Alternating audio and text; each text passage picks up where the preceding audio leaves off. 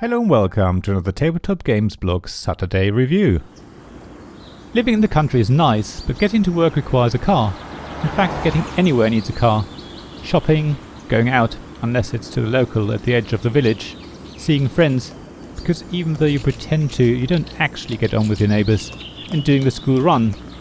On the other hand, because it's so hard to get around, we don't actually spend as much on things, which is good.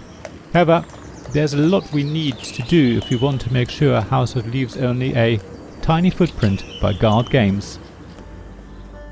Yes, there seem to have been a couple of carbon-conscious games on Kickstarter not too long ago. There was Carbon City Zero, see link in the description below to my review, which I backed and reviewed, as well as Tipping Point, which is yet to fulfill, and probably a few others that I missed. So there seems to be a market for games dealing with climate change, and Tiny Footprint is tapping into this.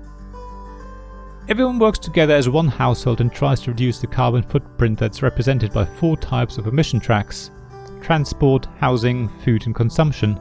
You get 5 rounds in which to lower all 4 tracks to 0 emissions, or you lose the game. During a round, everyone takes turns in clockwise order, placing 1 or 2 of their personal or shared pool of cubes to take an action, and when nobody has any cubes left, the round ends.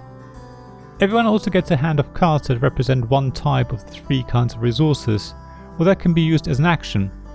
There are also mission cards that require a certain combination of the resources to allow you to lower the emission rate of 1 track. Everyone can only complete their own missions, and they can only use their own resources. So far there isn't really anything new. You have multi-use cards that force you to decide if you want to use them for the action or as a resource. The thing is, the decision is rarely a difficult one. For example, I can use 1 action cube to play a card for its action that then gives me more action cubes.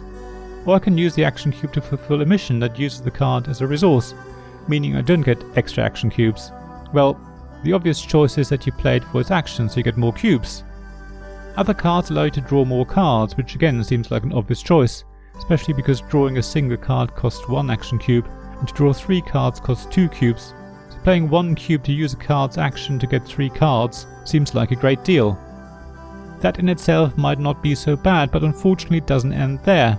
In games like Pandemic, again there's a link to my review in the description below, you really have to work together. One of you might be able to find a cure while the rest of you mop up infections or build research centers. Everyone has different tasks and these change from turn to turn. However, in Tiny Footprint, everyone ends up playing multiplayer solitaire.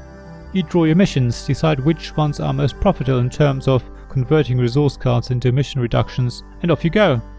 The game doesn't offer the opportunity for different players to focus on different emission tracks, because which tracks you can reduce depends on the mission cards you draw, and these come from a single shuffled deck.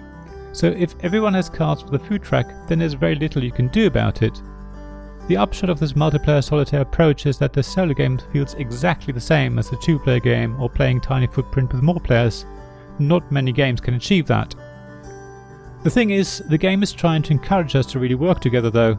There are cards that allow us to give some of our resource cards to someone else, who might need them more, and during the game you can gain action cubes that are shared between all players, and we all have to agree if someone is allowed to use them.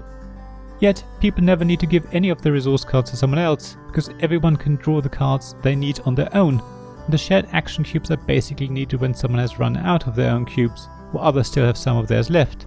It's never a question of whether to allow a player to use the shared cubes or not.